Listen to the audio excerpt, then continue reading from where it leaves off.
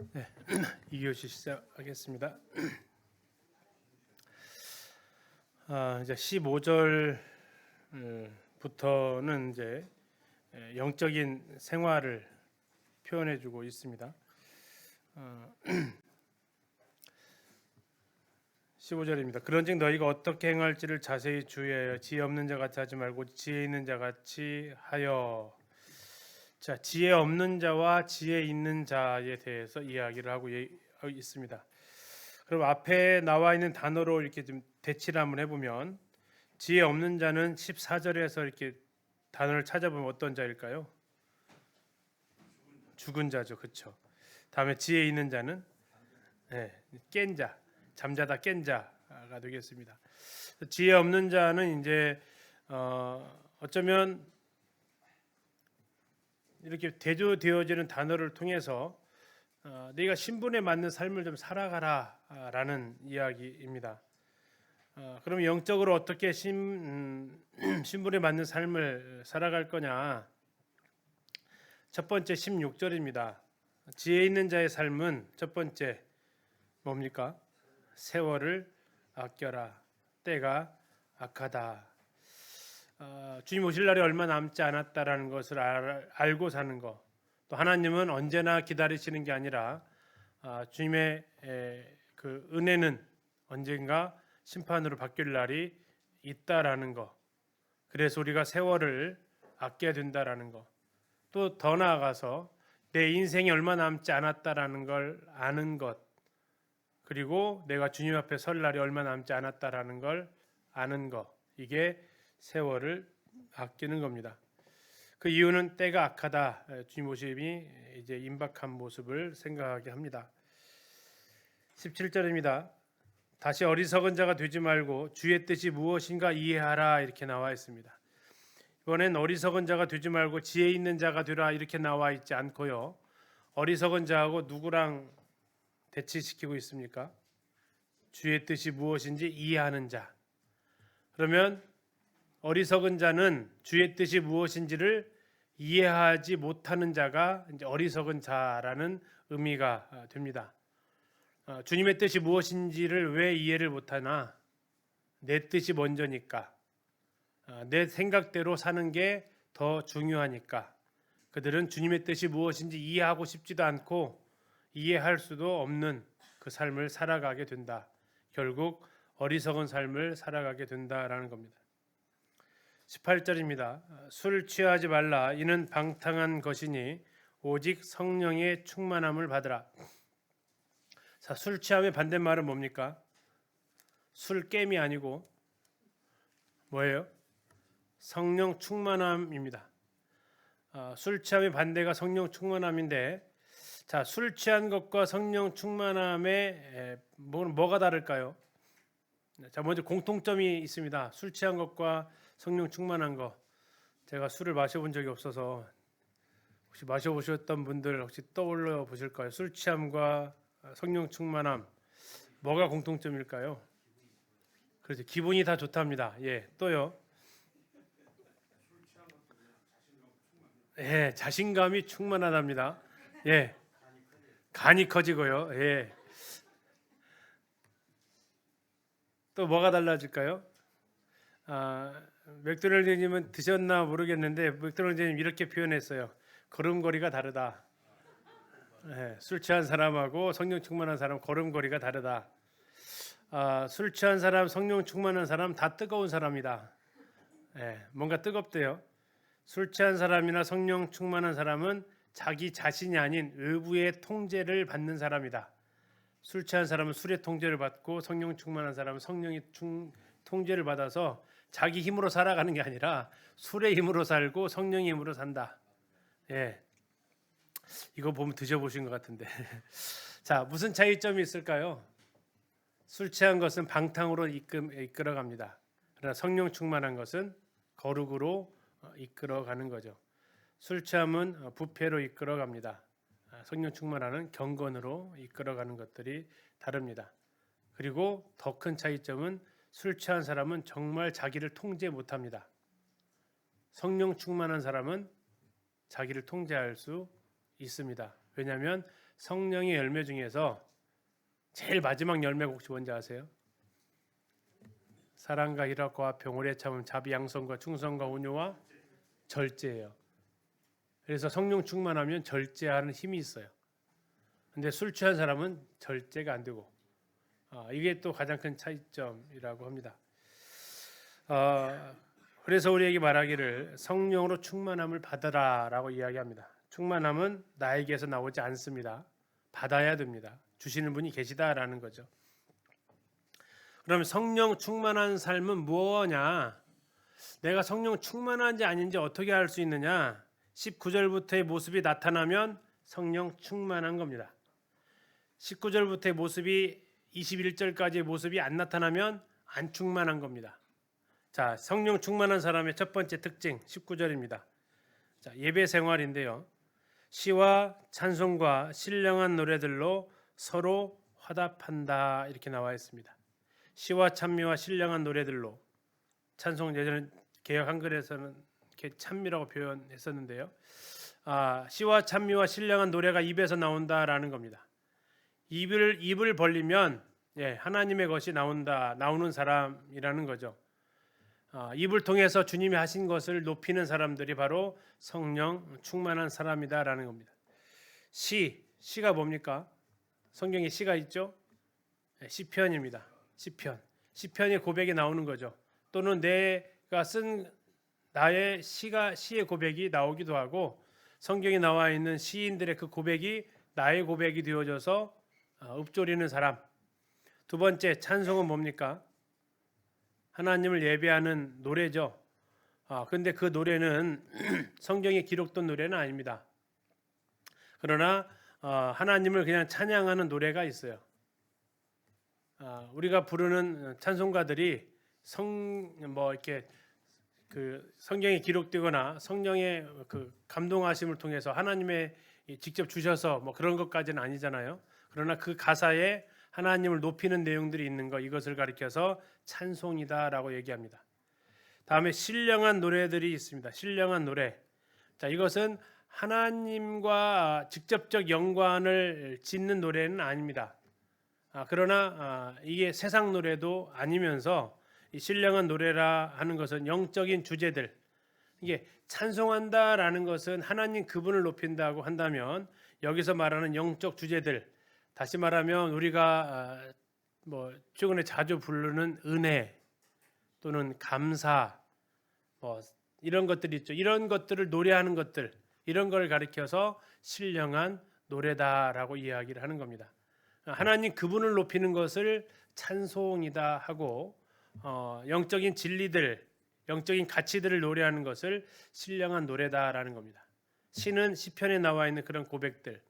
아무튼 그 고백 다음에 하나님을 향한 찬양, 아니면 그 고귀한 진리, 영적인 주제들에 대한 노래, 이런 것들이 입을 통해서 표현되어지고 있다.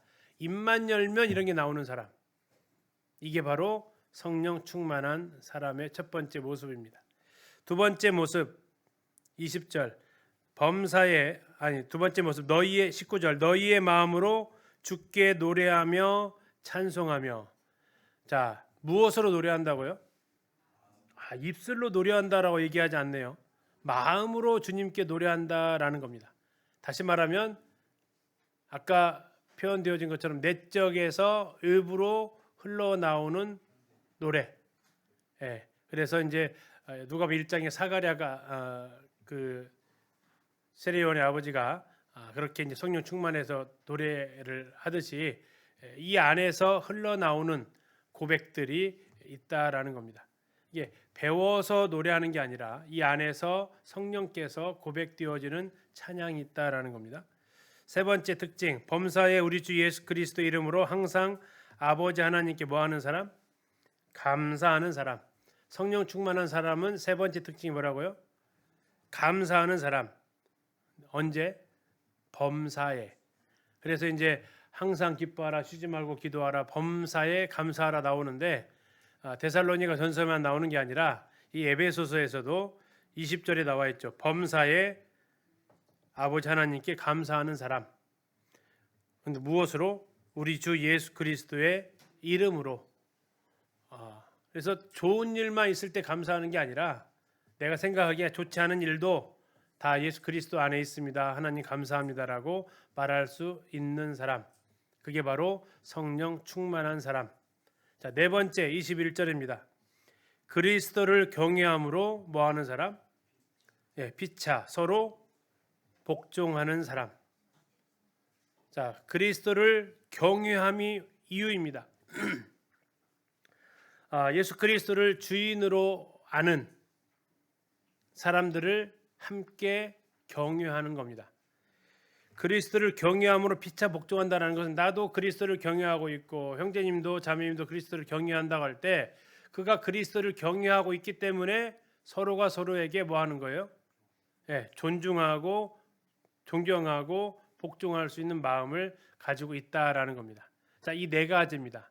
하나는 그 입에서 시와 찬송과 신령한 노래가 나오고, 두 번째는 마음에서 주님을 향한 고백이 있고, 세 번째는 모든 일에 하나님 앞에 감사하고, 네 번째는 서로에게 서로 복종하는 이 모습이 성령 충만한 삶의 모습이다라는 겁니다.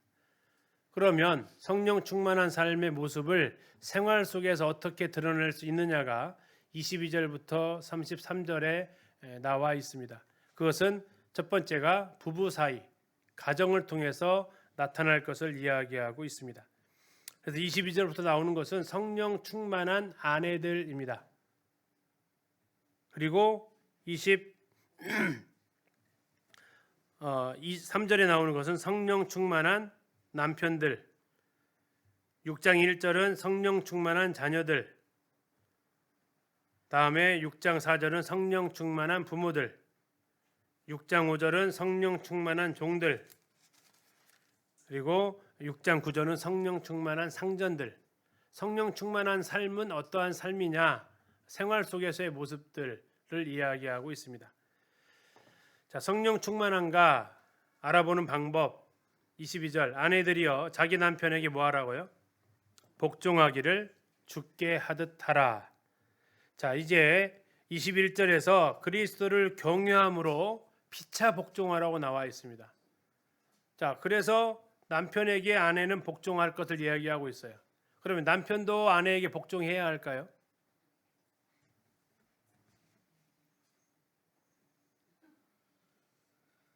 대답이 왜 없으실까요? 남편도 아내에게 복종해야 되냐고요?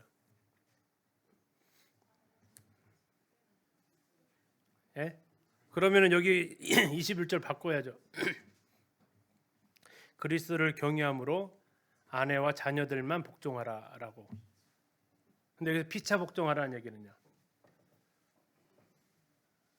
남편에게도 복종의 의무가 있다라는 겁니다. 대신 방법이 다릅니다.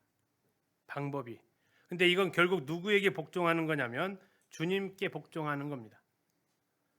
자, 아내에 복종하는 방법은 남편의 말에 순종함으로. 33절로 가서 보시면 아내도 자기 남편을 뭐 하라고 나와 있어요? 존경하라 이렇게 나와 있죠. 그래서 아내들이 성령 충만해서 그리스도께 복종하는 거, 서로에게 그럼 대하는 방법이 뭐냐? 남편에게 어떻게 복종하냐면 남편의 말에 순종하는 거, 그리고 남편을 존경하는 것이 남편에게 복종하는, 그리스도께 하듯 복종하는 방법입니다. 남편은 어떻게 아내에게 복종할까요? 어떻게 복종해서 그리스도께 복종하는 삶으로 나타날까요? 그것은 23절입니다. 남편이 아내의 머리됨이 그리스도께도 교회의 머리됨과 같음이니 그가 바로 몸의 구주시니라. 그러므로 교회가 그리스도께 하듯 아내들을 또 범사에 자기 남편에게 복종하고, 이게 아내의 성령 충만한 서로 피차 복종하는 모습이라면 25절 남편들은 아내 사랑하기를 그리스도의 교회를 사랑하시고 그 교회를 위하여 자신을 주심같이 하라. 이게 남편에 복종하는 방법입니다. 그것은 뭡니까? 남편은 어떻게 복종해요? 아내를 사랑함으로 복종합니다. 복종의 방법이 사랑이에요. 아내들은 복종의 방법이 33절에 존경이에요. 자, 피차 복종을 하는데 이건 서로에게 복종한다라는 그 의미를 넘어서서 그리스도께 복종하는 건데, 복종하는 방법이 뭐라고요? 아내는 33절에 나와 있는 대로 남편을 존경하는 것이 복종의 방법이고, 남편은 25절에 나와 있는 것 같이 아내를 사랑하는 것이 복종의 방법입니다. 자, 부모는요. 자녀는 6장에서 6장 미리 좀 가보실까요? 자녀는 어떻게 복종할까요? 순종과 공경을 통해서 복종합니다. 순종과 공경이 복종의 방법입니다. 부모의 방법은요. 4절에 자녀를 노엽게 하지 않고 주의 교훈과 훈계로 양육하는 것이 복종하는 것입니다. 상전과 종들도 5절부터 8절에, 상전은 9절에 나와 있습니다. 종들은 어떻게 복종하느냐? 성실하게 근무하는 것이 복종하는 모습입니다.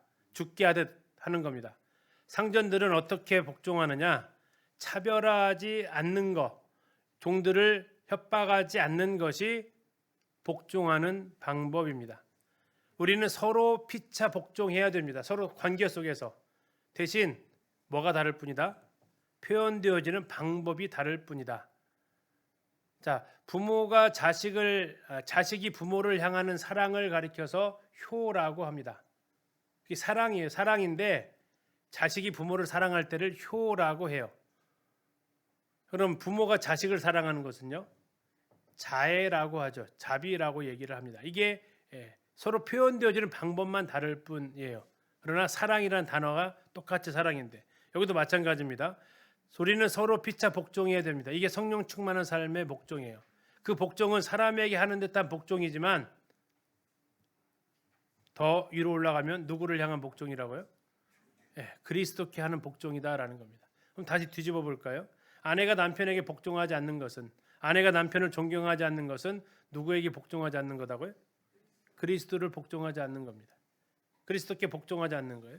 그러면 남편이 아내를 사랑해서 헌신하지 않고 수고하지 않는 것은 역시 누구에게? 그리스도께 복종하지 않는 겁니다.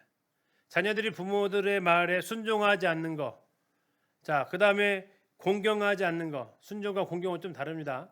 자, 하여튼 순종하지 않고 공경하지 않는 것 역시 그리스도께 복종하지 않는 것이고, 부모들이 자녀를 노엽게 하거나 주의 교양과 훈계로 가르치지 않는 것, 이것도 그리스도께 복종하지 않는 겁니다.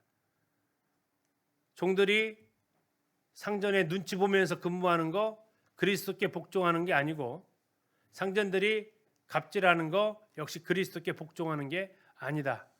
그래서 이 부분은 우리의 생활 속에서 어떻게 그리스도와의 관계 속에서 그리스도에 복종하는지, 이것을 누구를 통해서 검증하고자 하시느냐? 네가 나한테 잘하는 걸 통해서 주님 하신다라고 하지 않습니다. 아내들에게 묻는 것은 네 남편에게 하는 모습을 보면서 네가 나한테 복종하고 있는지를 내가 알아보겠다. 남편은요, 네가 아내에게 어떻게 하는지를 보면서 네가 나한테 복종하는 삶을 사는지를 내가 지켜보겠다. 자녀들은 누구한테 하는 걸 보고? 부모에게 하는 것을 보고, 부모는 자녀에게 하는 것을 보고, 직장인은 상사들은 자기 부하 직원에게 하는 것을 보고, 주님은 네가 나를 복종하는 삶, 그 삶을 살아가고 있는지 아닌지를 검증하겠다라는 것이 지금 5장 22절부터 6장 9절까지의 말씀이라는 거죠. 자, 그 말씀이 이제 전체적인 큰 흐름입니다. 우리는 서로에게 복종해야 됩니다. 그러나 그 뿌리는 그리스도께 복종하는 겁니다. 그래서 모든 관계가 거기서 다 나와 있습니다. 남편과 아내를 그냥 그렇게 풀어가지 않고요. 어떻게 풀어내고 있냐면 그리스도와 교회의 관계를 풀어내고 있습니다. 자식이 부모에게 효도하는 거 뭘로 풀어내고 있냐면 구약의 하나님의 말씀으로 풀어내고 있습니다. 약속 있는 첫 계명으로. 부모가 자녀에게 하고 있는 거 무엇으로 풀어내고 있냐면 주의 교양으로 풀어내고 있습니다. 종에게는 죽게 하듯 하라라고 얘기하고 있고, 상전에게는 너에게도 상전이 계시다라고 해서 항상 그 관계 속에서 1대1의 만남이 아니라 주님을 거쳐서 가는 만남을 우리에게 말씀해 주시면서 그리스도 안에서 성령 충만한 그 삶은 생활 속에서 사람들과의 관계 속에서 특히 나와 아주 밀접한 사람들의 관계 속에서 표현되어진다라는 겁니다. 여기까지 했으면 22절부터 6장 9절까지는 이제 끝내도 사실상 큰 문제는 없는데 좀 디테일한 단어들을 좀 보고 가겠습니다. 22절입니다. 아내들이여 자기 남편에게 복종하기를 주께 하듯 하라. 아내는 남편의 권위에 복종함으로 주님께 복종하고 있음을 드러냅니다. 이것이 이 말씀의 진리가 되겠습니다. 하와는 그 의사결정의 권한을 남편에게 줬습니까? 자기가 결정합니까? 자기가 결정하죠. 남편의 권위에 올라서게 되죠.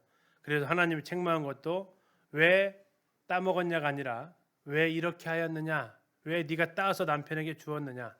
주려면 남편이 따서 너한테 줬어야지. 왜 네가 남편 자리를 차지해버렸냐? 이것이 바로 이제 여자를 책망했던 큰 이유 중에 하나죠. 23절입니다. 이는 남편이 아내의 머리라고요. 뭐라고요? 아내의 머리다. 그리스도께서 교회의 머리됨과 똑같다. 이것은 그가 바로 몸의 구주이시다. 여기서 말하고 있는 구주는 구원한다라는 뜻을 가지기보다는 보호자라는 뜻을 가지고 있습니다. 아내가 그 남편에게 복종하는 것은 남편이 아내의 머리이기 때문입니다. 남편은 아내에게 교회에 대한 그리스도의 역할, 곧 머리의 역할을 하도록 되어져 있고, 그래서 남편은 아내의 머리로서 아내의 보호자가 되어져야 한다고 하는 것이 23절의 말씀의 뜻입니다. 24절 그러므로 교회가 그리스도에게 하듯 아내들도 범사에 자기 남편에게 뭐하라고요? 당연히 말하기 싫죠, 그렇죠?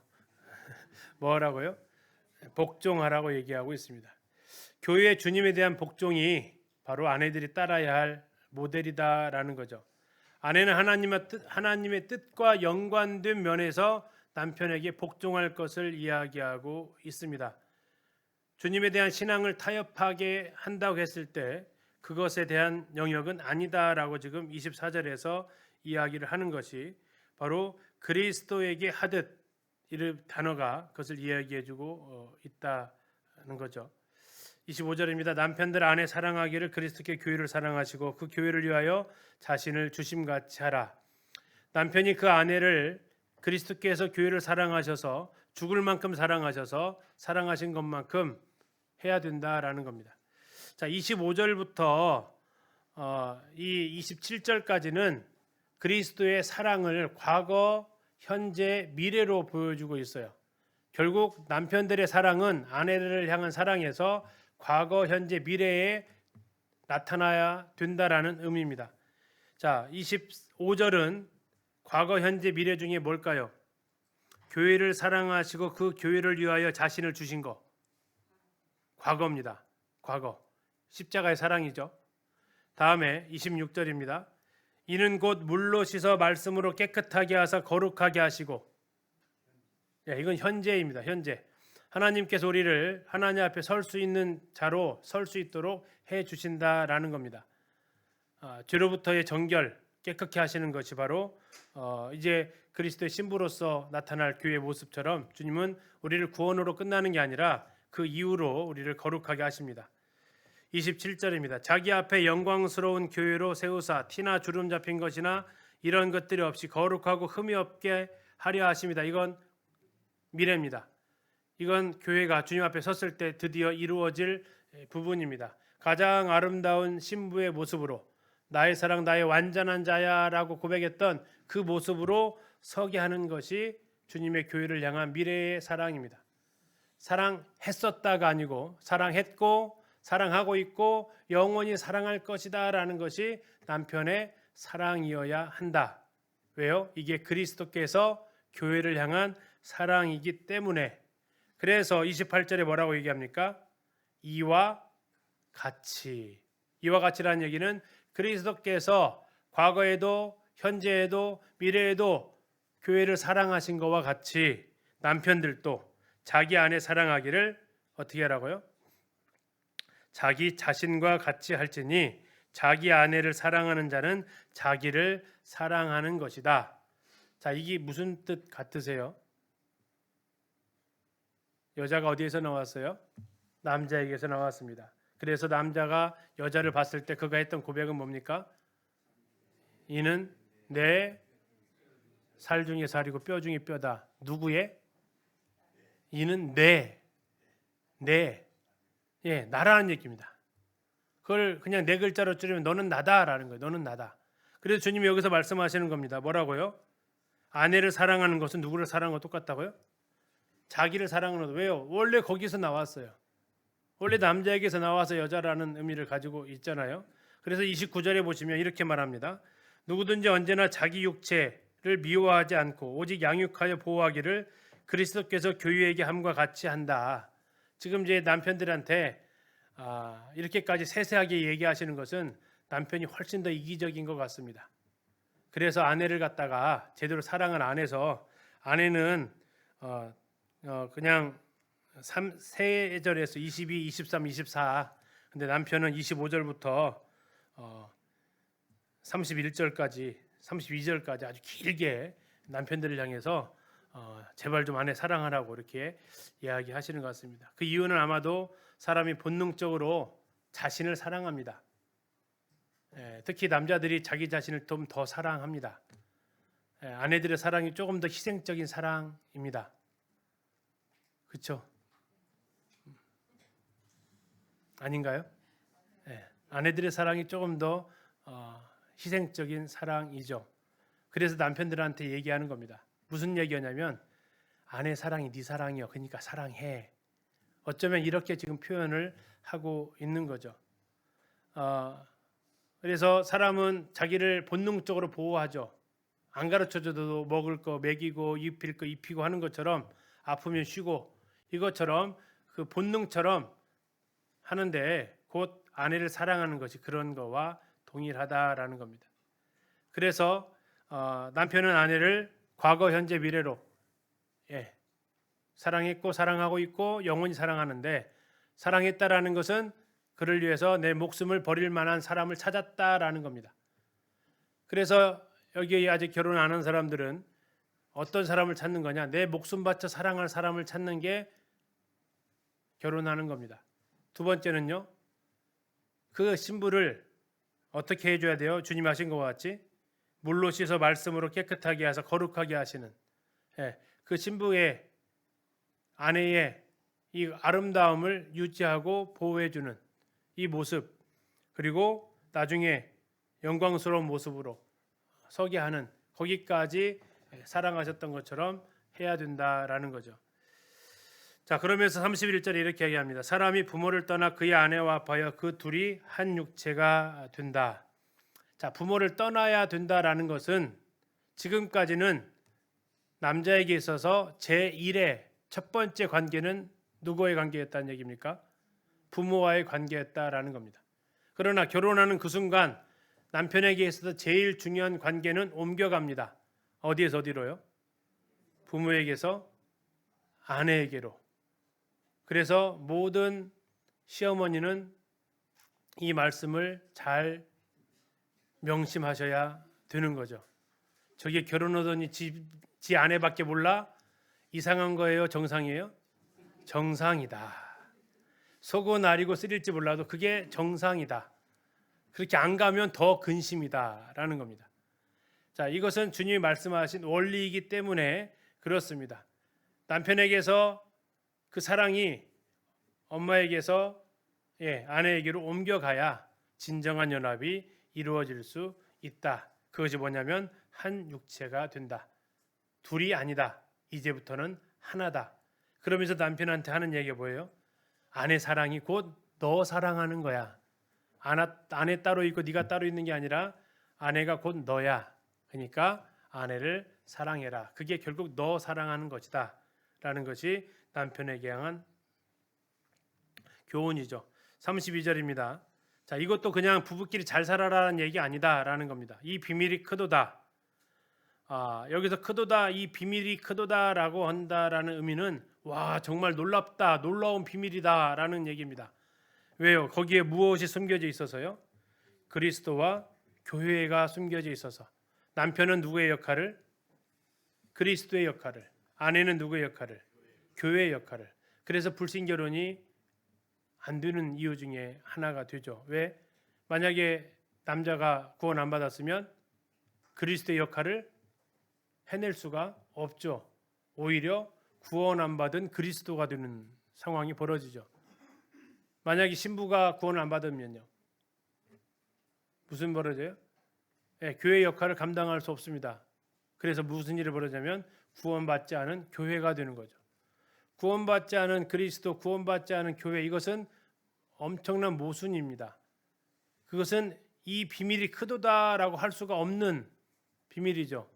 그래서 이것이 바로 이제 단순히 두 남녀의 결혼이 아니라 그리스도와 교회의 비밀을 가지고 있는 모형이다라는 겁니다. 33절입니다. 자, 여기서 이제 8글자를 잘 보시면 아내 사랑, 남편 존경이 있습니다. 찾으셨나요? 너희도 각각 자기의 아내 사랑하기를 어떻게 하라고요? 자신같이 하고. 또 얘기하세요. 남자가 이기적이다라는 거예요. 이걸 남자가 얘기하니까 훨씬 괜찮죠. 그래도 하여튼 남자가 좀 더 이기적입니다. 그래서 뭐라고 하냐면 자기 같이 하라고 얘기했어요. 결국 남편의 아내 사랑은 자기 사랑하는 모습과 동일한 모습이니까 그렇습니다. 아내는요, 자기 남편을 존경하라. 우리 아내들이요, 남편 존경하십니까? 대답이 없는 이유가 뭘까요? 존경할 건덕지가 있어야지. 그러신가요? 했어요. 그랬어요? 작년에 제가 어느 수양회에 가서 이 부부에 대해서 말씀을 전해달라고 해서 갔어요. 그래서 이제 이 말씀을 가지고 자매님들 따라하시겠습니다. 여보 존경해요. 이렇게 그때 부부끼리 앉으라고 요청을 했거든요. 여보 존경해요 허락했어요. 그래서 이제 저는 하나하나 지켜봤죠. 근데 앉으신 부부 중에서 자매님이 탁 보시더니 말을 안 해요. 여기 서 있으면 그 다 보이거든요. 자, 다시 한번 해보겠습니다. 자매님들 여보 존경해요 해보세요 했더니 또 탁 쳐다보시더니 또 안 하세요. 안 하시는 분이 계신 것 같아. 한 번 더 해보겠습니다. 3-4번이니까. 했을까요? 안 했을까요? 안 했어요. 하려고 했대요. 해야지. 딱 보는 순간 못하겠대. 진짜 딱 보는 순간 진짜 못하겠대. 그래가지고 결국은 못하셨어요. 나중에 이제 그 일꾼하고 물어봤죠. 끝까지 안 하시던데요. 그랬더니 그렇지 않아도 그 얘기 하시대요. 정말 그래서 그 얘기를 해주셨대요. 정말 하려고 했대요. 하려고 했는데 존경 이 단어 자체가 진짜 안 나와가지고 못했대요. 뭐 누가 슬픈 건지는 모르겠지만 참 안타까운 모습 중에 하나이기도 했습니다. 오늘 집에 가셔서 여보 존경해 한번 하십시오. 남편들은 뭐라고 해야 돼요? 형제님들은 잘해요. 잘해요. 뭐 안 하시는 분 한 분도 없이 잘 하세요. 근데 남편은 입으로 하는 게 아니라 삶으로 하라라고, 과거, 현재, 미래로 하라고 주님 말씀하십니다. 자, 이제 부모와 자식과의 관계입니다. 부모와 자식과의 관계. 이것도 역시 그리스도 안에서 그리스도께 하는 모습입니다. 자녀들아, 주 안에서 너희 부모에게 순종하라. 이것이 옳다. 왜 순종해야 돼요? 옳으니까. 이게 맞다라는 겁니다. 이건 다를 수 있다가 아닙니다. 해도 되고 안 해도 되는 것이 아니라 당연히 해야 한다라는 겁니다. 네가 성령 충만하다면, 네가 그리스도인이라면, 네가 그리스도 안에 있다면 부모에게 순종은 당연한 것이다. 두 번째 2절, 내 아버지와 어머니를 공경하라. 이것이 약속 있는 첫 계명이다. 성경에 명령되어져 있는 계명이기 때문에 해야 된다. 세 번째, 이로써 네가 잘 될 것이다. 부모에게 순종하는 자식은 잘 된다라는 겁니다. 부모로부터 순종을 배운 자식은 나가서 순종할 수 있습니다. 그래서 어쩌면 그는 잘 됩니다. 네 번째, 네가 장수할 수 있다라는 겁니다. 그런데 여기 두 가지가 나와 있어요. 1절에서는 뭐라고 나와 있냐면 순종입니다. 2절에서는요. 어떻게 다를까요? 기준을 보통 이렇게 잡습니다. 순종은 돈벌이 하기 전의 모습이다. 공경은요. 돈벌이 한 이후의 모습입니다. 경제적으로 자립했을 때, 좀 더 구체적으로 말하면 결혼하기 전의 모습이 순종입니다. 결혼한 이후의 행동은 공경입니다. 그럼 뭐가 다르냐? 공경은 물질적 공급이 거기 안에 포함되어져 있습니다. 뭐가 포함되어 있다고요? 물질적 공급이 포함되어져 있습니다. 오늘 자녀랑 같이 오신 분은 복 받으신 겁니다. 여러분 여기 자녀들, 여러분들 결혼하면 부모님을 공경하셔야 됩니다. 공경한다라는 건 뭐라고요? 물질적으로 공급해야 된다라는 겁니다. 강원이 알았냐? 물질적으로 공급을 해야 되는 것이 공경이다라는 거예요. 그래서 최고의 공경은 뭘까요? 네 글자로 계좌이체. 지속적인 공경은 뭘까요? 자동이체. 이야기를 어느 교회에서 했더니 그 얘기 우리 자식이 다른 데 지금 결혼해서 다른 데 가 있어서 못 들어서 아쉽다고 그 교회 가서 또 좀 해주라고 이렇게 하시는 분도 계시던데. 자, 이거 공경이라는 단어가 그렇습니다. 이제 나중에 목회서신서 할 때도 거기서도 이제 잘 가르치는 자들을 배나 존경할 자로 알아라 라고 이렇게 나와 있을 때도 거기도 마찬가지입니다. 거기도 물질적인 공급을 교회가 하도록 말하고 있는 겁니다. 여기서 말하고 있는 공경도 마찬가지입니다. 독립하기 전에는 부모에게 순종하는 것이 자녀로서의 제1덕목이라면 이제 가정을 꾸렸잖아요. 그럼 무슨 일이 벌어진다고 했어요? 부모를 떠난다고 했잖아요. 부모를 떠나요. 그럼 빠이빠이 하는 게 아니고 이제는 뭐 하는 거라고요? 이제는 물질적으로 공급하는 거예요. 아내 입장에서 부모의 말과 남편의 말이 서로 대치가 되었을 때는 남편의 말을 따라야 됩니다. 그러나 부모에게 대해 있어서 그럼 책임 없어지는 게 아닙니다. 때에 따라서 그분의 필요를 채워주는 것, 이것이 공경이다. 그래서 결혼 독립 전에는 순종하면서 어디까지 순종을 해야 될까요? 자녀의 마지막 순종의 데드라인은 뭘까요? 결혼입니다. 그래서 결혼은 통보예요, 허락이에요? 결혼은 통보하면 돼요, 허락받아야 돼요? 결혼은 허락받는 겁니다. 허락이 마지막 단계의 순종의 단계입니다. 결혼 통보하지 마시고 부모의 허락을 받아야 됩니다. 왜? 거기까지가 순종의 단계입니다. 그럼 결혼하고 부모를 떠나서 가정을 꾸리면 이제는 순종보다 더 중요도가 올라가는 것은 공경입니다.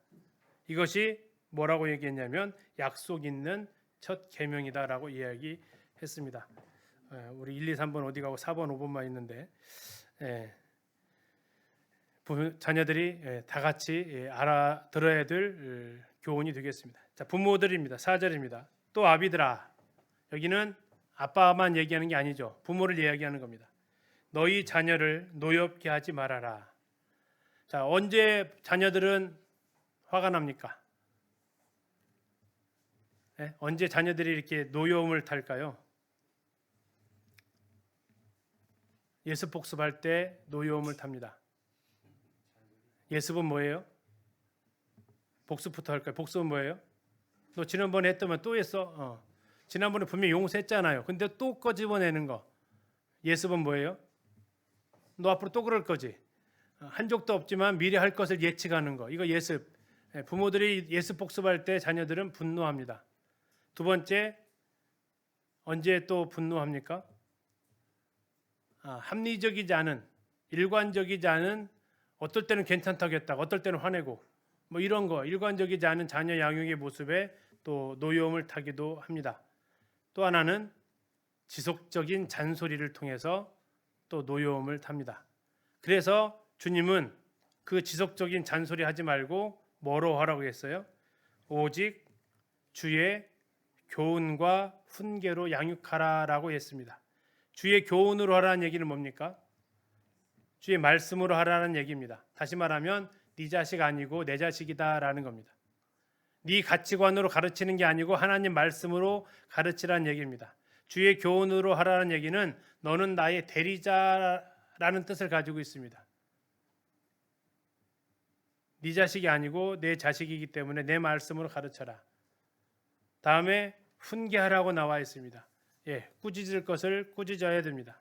세 번째, 양육하라고 말하고 있습니다. 바르게 행동하도록 가르치는 것을 이야기하는데 전부 다 주의 교훈으로, 주의 훈계로, 주의 양육으로, 유인받은 권위로 자녀를 키울 것을 이야기하고 있다라는 거죠.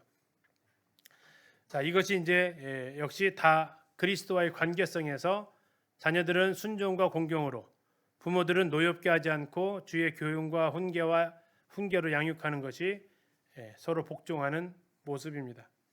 5절부터는 종들과 관련되어져 있는 내용들입니다.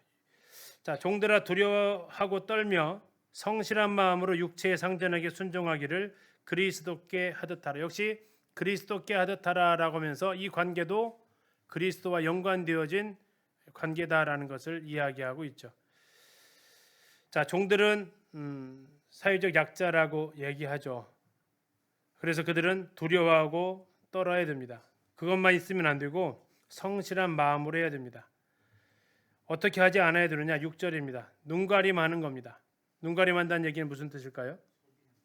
볼 때만 일 열심히 하고 안 보면 놀고 뭐 이런 거 아주 안 좋은 행동이다라고 얘기합니다.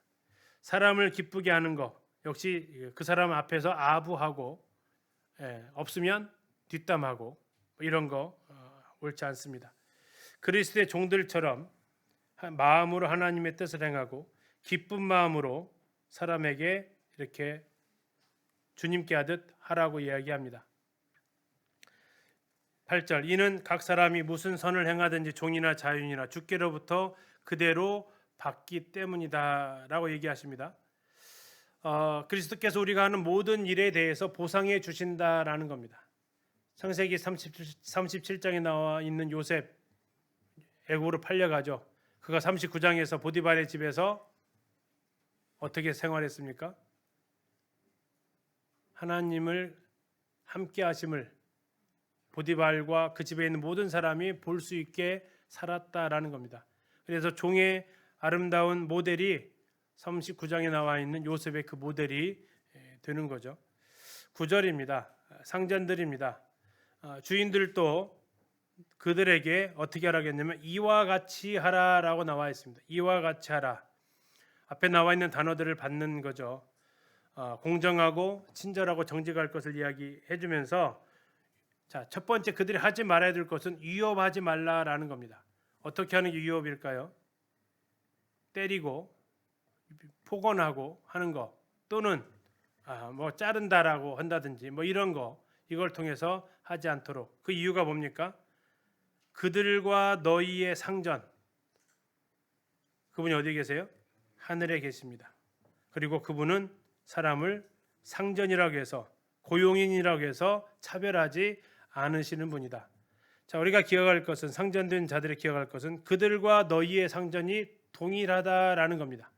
하늘에 계신 그분은 나의 상전이기도 하고 내 종의 상전이기도 하다라는 사실을 기억할 때 우리 모두 한 주인을 섬기고 있다라는 것을 기억할 때 이것이 가능하다라고 이야기하고 있습니다. 여기까지가 지금 이제 관계 속에서 그리스도께 서로 복종하는 모습이 무엇인지를 보여주고 있는 부분입니다. 부부 사이, 부모와 자녀 사이, 상전과 고용인 사이. 이 모든 관계의 중심에는 그리스도가 있다. 그리스도께 하듯 해야 된다라는 것이 핵심이다라는 거죠. 이게 바로 성령 충만한 사람의 삶의 모습이다 하면서 이렇게 같이 살펴볼 수 있겠습니다.